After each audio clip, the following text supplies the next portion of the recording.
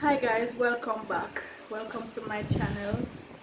This is Kamaudacity herself.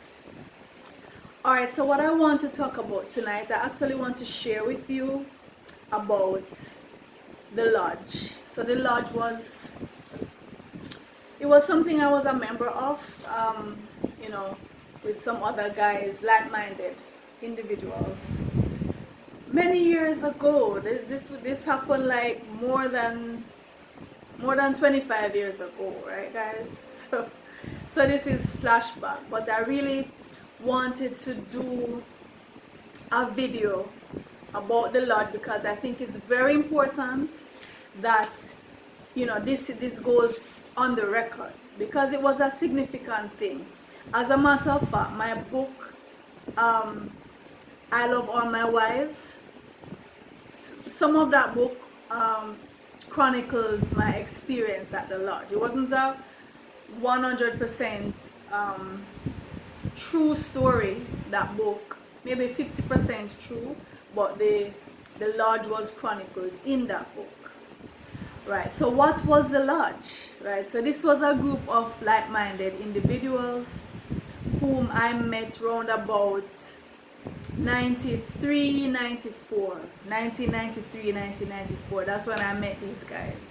Most of them were males, and I met them through the person who later became my spouse and the children of the father of my children, right, later.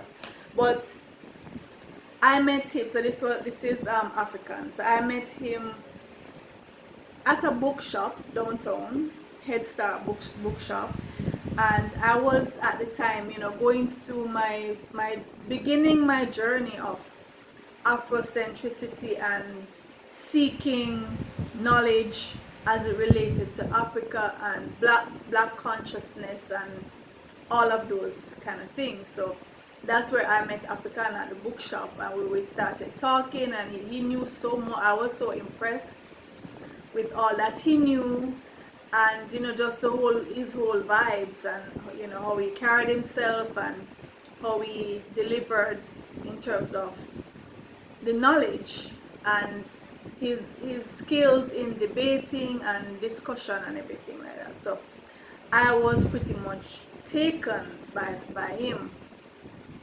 and meeting him again other times, many of those times at the bookshop or different places on the road, and we just, wherever we met, we'd just be talking about the same thing: black consciousness, health, that kind of thing.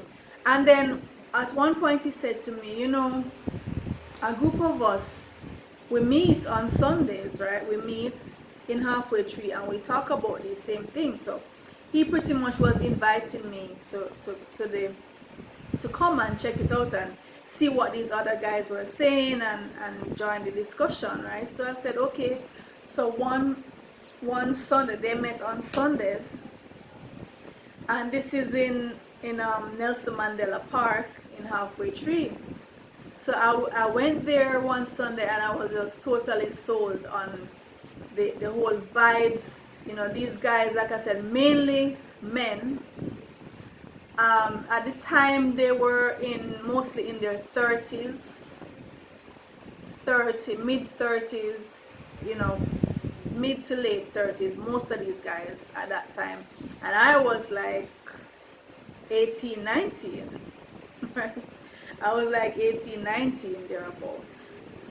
So I was there and just, so awed. I was in awe of their knowledge, their delivery, their charisma. So all these guys were dressed in full black, and they had made a decision to wear only black or mostly black, red, black and green, the red, black and green tricolors, the Pan-African colors as Marcus Garvey introduced, but mainly black. And they would also print t-shirts, so black t-shirts with our black heroes on it, and they would rename some of these people, like Paul Bogle and Nani. They would give them African names, you know, and put their images on the t-shirts.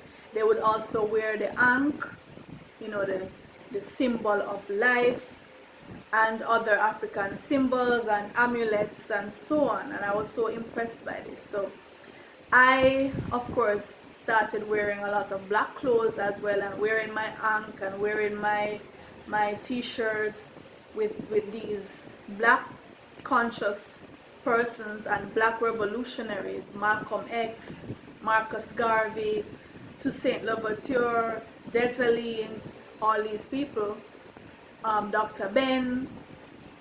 So my whole dress code changed, and a lot of these guys too also, they took on African names. Some did it by deed poll, actually went through the process as I did. I went through the process of deed poll to change my name, and but some of them just took on African names, you know, for the sake of being called that, but they didn't go through the process of actually changing their names. Some of us did, some didn't. Alright, so I'm gonna call some names, you know, just for the record, to let you know these guys, right? So there was myself, there was African, who later, you know, became my spouse, and like I said, the father of my 4 children. There was Makandal, Makari, Netifnet, Rosie, Howie, Blackheart. You know, we call him Blackheart. He was just so militant. You had Daddy Mikes, Heru, Deputy, and a lot of other guys. Howie, I'm not going. I hope I'm not leaving out anyone. But these were the guys, right? Mainly men, and a lot of them were linked with the Edna Manley College for the Visual and Performing Arts. A lot of them had either taught there, were still teaching there, or had attended college there and were taught by some of these very guys, were the actual teachers of some of the younger ones who came through, right? So mainly 4 women, I think, mainly 4 women. So myself, Netifnet, Makari, Rosie. I hope I'm not leaving out any sister. And you'd have persons who would come by occasionally, right? But these are the ones who had a presence there at the lodge, right? So on Sundays, every Sunday religiously, some persons would skip, but I was there religiously. You know, Akani was there religiously, African, Makanda. We'd always be there every Sunday, rain or shine. Full black, dressed in our full black, our ankh, you know, very militant, our hats. Well, they look like fez, or more like how the Egyptian pharaohs would have their hats. Some of them were like that kind. And we would turn out, so roughly about 5 o'clock Sunday evening, we'd be there at the lodge, and then we'd start playing tape recordings, you know, from Dr. Ben or Amos Wilson, Bobby Wright, Malcolm X, all of these black conscious teachers and writers and persons who, once we could find the tape, well, I wasn't the one who sourced the information, but you know, the older ones had access to guys abroad who would send down the tapes. So we would have the tape recorder and just be blaring it out, the speeches, the music, the poems from all these black conscious persons, these teachers whose feet I grew up at, you know, from being exposed to this. And I'm very grateful to these guys, to Africa and to Makandal, to Akani, for exposing me, you know, in those formative years of my black consciousness, exposing me to all of this information. So we'd start that, and we'd also, persons would pass and inquire, you know, what's this all about, and then we would engage them in discussion. and they would, whether it's on religious grounds or political grounds or lifestyle grounds. So most of us were vegetarian. Most of us were a-religious, or in some cases anti-established religion. So we were against at least the three major Western religions. And so when persons were coming from church, because it's a Sunday, right, they would pass, and we would have the almanacs with the image of the so-called Christ spread out on the floor, on the ground in the park, you know, because we were saying, we want you to walk on this, we want you to trample this.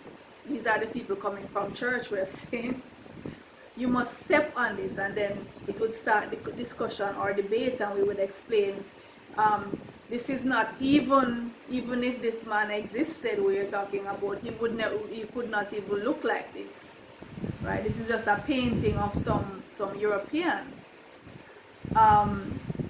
And it would start sometimes some very heated debates, and I was just there, you know, taking it in and learning from these guys, and just seeing how charismatic they were and how strong their powers of debate and discussion were, and just being humble and just learning, you know.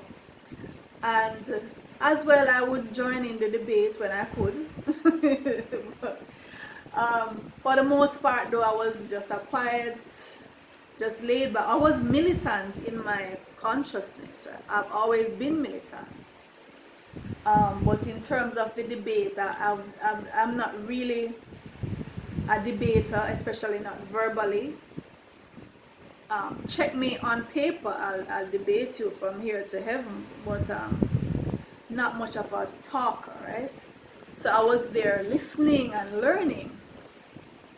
Now, at the end of, whenever the meeting ended, so around about 8:39, and mark you, you know, I lived in Portmore, and I would be the only one going back that way. Everybody else was like in town going different directions, and most times I would be heading back. So they would walk me to the bus stop, yeah, but then I'd take the bus and heading back to Portmore. Getting home like after 10, and I was just not scared. There was just no fear in me. I've just always been this militant person, this fearless person, always been.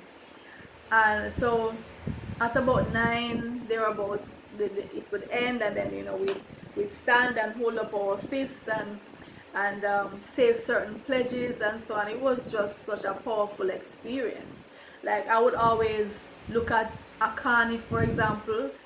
He just always looked like, you know, when you're coming out of a prayer, like you go into your chamber and you're there meditating and you just have this aura. Akani just always had that aura, and I just always looked at him with such admiration.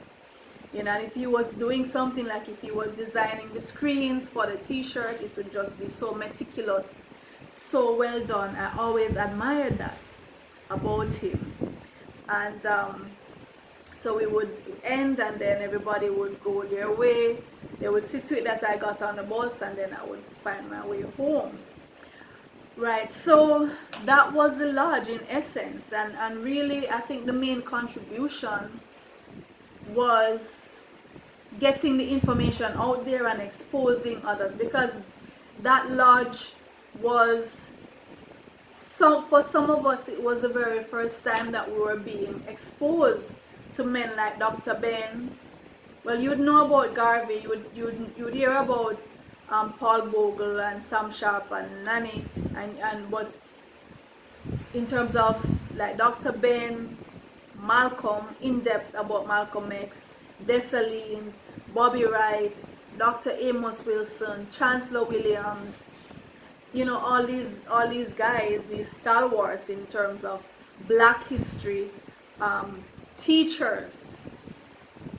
For many of us, this was the first time that we were being exposed to these men and women like Francis Cress Welsing, you know, and singers and poets and so on. It was the first, I know for me, that was my initiation into that life, right? So I'm grateful for the lodge, and I think that's the greatest contribution, was getting exposure, getting information out there, and being a challenge to the establishment to say not everybody is just gonna blindly go to church because your mama went to church, your daddy went to church, and you're born into it and you just do it, so you don't know why you're doing it and it makes no sense, and you don't question the thing. You know, you must be able to put up some kind of resistance. Even if you're born into the thing, you must be thinking for yourself. You know, so that's what the lodge was. That's really what it was. No, it wasn't a perfect thing, you know. People will have their issues, and there were issues at the lodge. There were male issues, there were male female issues, there were female issues, as always, right? So for example, I would notice, like, the guys who were there first, the older guys, they tended to be more charismatic, more powerful in terms of their delivery, and you'd have some of the younger guys just coming on, and they seem to me intimidated. Now, as to whether the older ones intentionally try to intimidate them, you know, that's up for debate, but it really seemed to me they felt intimidated and kind of would hold back, you know, in the presence of these charismatic older men. And you know, sometimes some little power struggles as to who was there first, and you know, who just come, and who, you know, people are people. And then you'll have male female thing, because you know, you might be dealing with this one, and you know, thing but all in all, you know, those are human issues. Those, you're gonna find that everywhere. And the lodge eventually dissipated, but I think overall it was a very positive thing. I know for me it was a tremendously positive thing, very empowering thing to be a part of. And I just really wanted to go on record as saying, you know, what the lodge was and how grateful I am for having been exposed to all of this. You know, I always say all of my favorite people, I knew them as a result of my connection to the lodge, right? I was exposed to, so for example, my favorite poet, Kamaudacity, I knew about him through these guys. My favorite writer, James Baldwin. My favorite singer, Joan Armatrading. You know, and Dr. Ben, who is just so dear to my heart, Dr. Clark, Malcolm, all these guys, was as a result of this connection, right? And I have always been, I'm not really a group type of person. I'm a loner, and I'll do my thing and be firm in that. And I think for the most part I have carried on those principles of the lodge, even having been away from the lodge for over 20 odd years, still fighting that fight. You know, so I'm not really a groupie kind of person. I'll be in my corner doing my thing. That's how I think I work best that way, right? But I'm grateful for that foundation, right? And there were things I disagreed with. For example, I no longer wear only black, right? There are certain things that I did at the lodge I no longer do, because I just personally decide not to do that. You don't have to agree with everything that you're in an organization. You don't have to agree with everything. And I am always going to maintain my independence in terms of that, my independent thinking, what's best for me, not necessarily what you are saying is best, right? So there's that.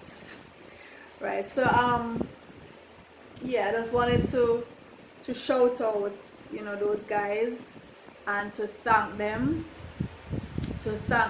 for being there, and